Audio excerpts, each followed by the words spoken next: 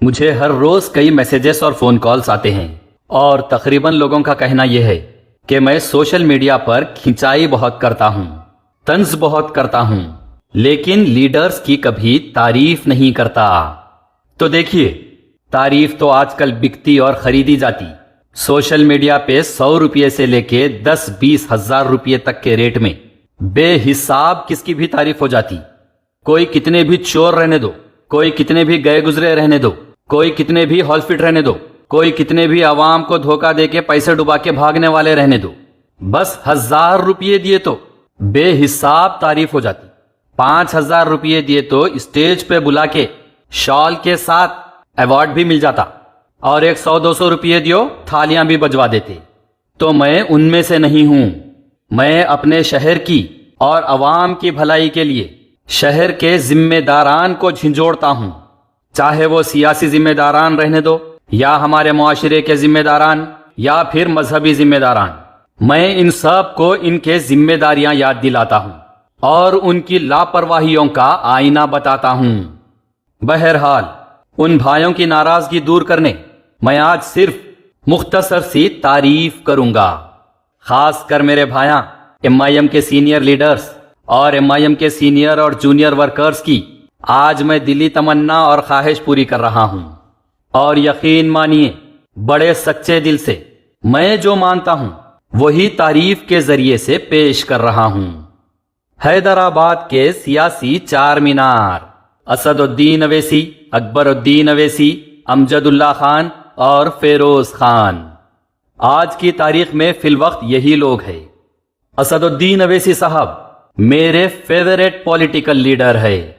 تعلیم یافتہ، ذہین، حاضر جواب، بلند آواز، نڈر، معتبر، باوقار، ہینڈسم، اسمارٹ، ہر موضوع پر بہترین عبور رکھنے والے، سیاسی ماہر، قابل حکمران، تمیز، تہذیب، اخلاق، صبر اور بہت ساری خداداد صلاحیتوں کے حامل شخصیت ہے۔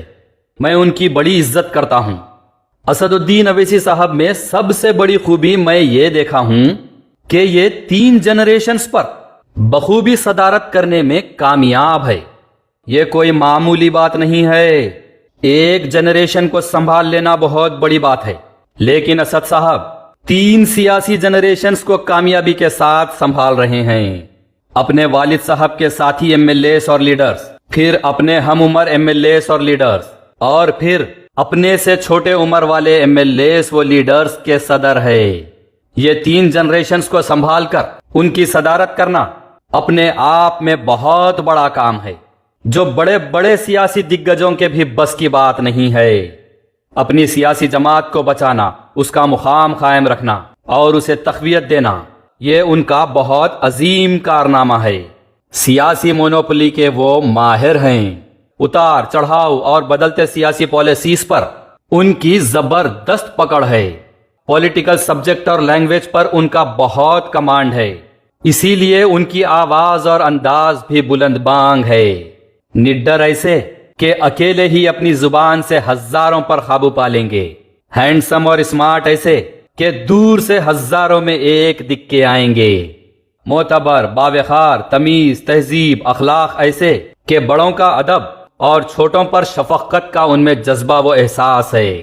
صبر ایسا کہ برداشت کرتے ہوئے اپنی منزل کی طرف بڑھتے رہنا ان کا کام ہے۔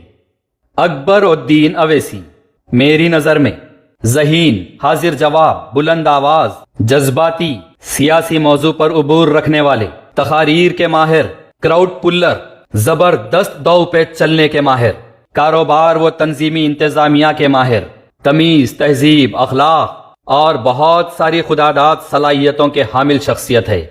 اکبر الدین اویسی نے موت کو بہت قریب سے دیکھا ہے۔ ان پر ہوئے جان لیوا حملے کے بعد سے ان میں بہت سارا بدلاؤ میں نے دیکھا ہے۔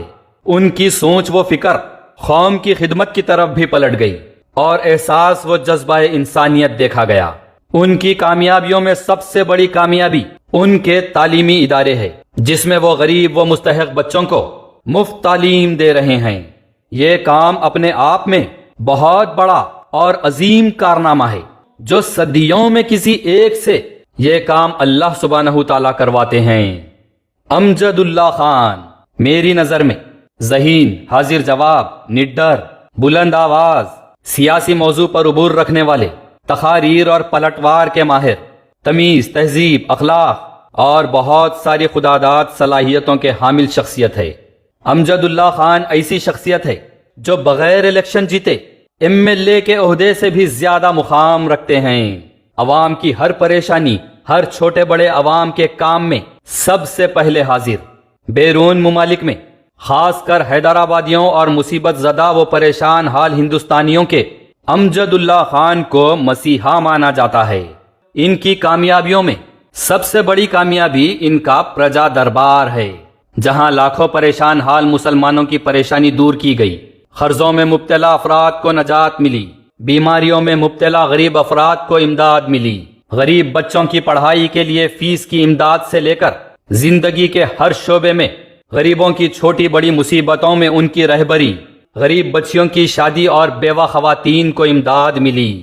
امجد اللہ خان نے اپنے رسوخ کا صحیح استعمال کرتے ہوئے غریبوں کی امداد کا ایک نایاب ذریعہ بنایا اور صاحب استطاعت والے افراد کو اللہ کی راہ میں کچھ کرنے کا اور غریب و مستحق افراد تک پہنچنے کا ایک پلیٹ فارم دیا۔ محمد فیروز خان میری نظر میں نڈر، منہ پھٹ، ضدی، خود مختار، کھلا دل، جو اندر ہے وہی باہر ہے، ذہین، حاضر جواب، بلند آواز، سیاسی موضوع پر عبور رکھنے والے، ون مین آرمی اور بہت ساری خداداد صلاحیتوں کے حامل شخصیت ہے۔ فیروز خان سیاست میں آنے سے پہلے سے ہی عوام کے بہت چہیتے ہیں اور عوام ان کو دیوانگی کی حد تک چاہتی۔ فیروز خان کے بہت سارے خاموش خدمات ہے۔ غریب مستحق لوگوں کو خاموشی سے مدد کرنا، کسی کے حادثات میں ان تک خاموشی سے دواخانوں میں امداد پہنچانا، گرتے ہوئے کو اٹھا کر اسے اس کے پیروں پر کھڑا ہونے کے قابل بنانا۔ ایسے ہی ایک عرصے دراز سے بیمار افراد کی مدد کے لیے فیروز خان کے کئی میڈیکل ہالز کے ذریعے سے بھی خاموش خدمات ہے۔ فیروز خان کو سیاست میں آنے سے روکنے کے لیے شروع سے ہی بہت بڑی بڑی طاقتوں نے زور لگایا۔ اس کے باوجود فیروز خان کبھی ہمت نہیں ہارے اور بڑی سے بڑی سیاسی طاقتوں سے اکیلے ہی ٹکراتے رہے اور اپنے خود کے بل پہ مقابلہ کرتے آئے۔ فیروز خان اپنے آپ میں خود ایک برانڈ ہے جسے کسی پارٹی کی ضرورت نہیں۔ فیروز خان الیکشن ہارنے کے باوجود بھی عوام میں جیت سے زیادہ مقبولیت رکھتے ہیں۔ فیروز خان کی زندگی ایک بہت بڑا قدرتی کرشمہ ہے، جو وہ ریوالور سے چلی 4 گولیاں جسم پر کھانے کے باوجود موت سے لڑ کر واپس آئے۔ فیروز خان ایک ریئل فائٹر اور ون مین آرمی ہے۔